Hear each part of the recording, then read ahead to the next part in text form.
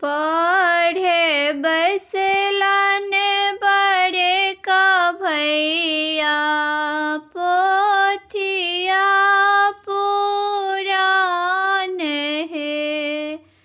पढ़े बसलन बड़े का भैया पोथिया पुराण है। अपना लागे लिखिया हो भैया जगह जमीन हो। अपना लागे लिखिया हो भैया जगह जमीन हो। भाभी लागे लिखिया हो भैया जुग जुग यही बात हो।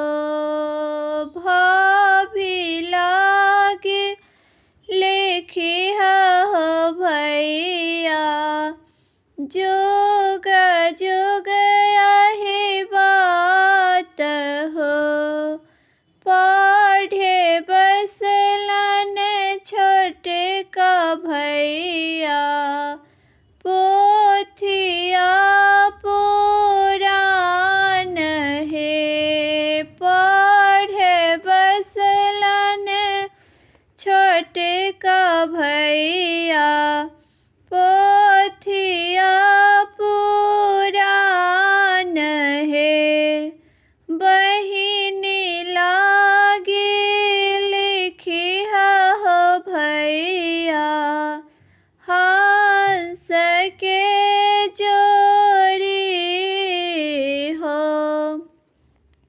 बहिनी लागे लिखिया हो भैया हंस सन जोड़ी हो।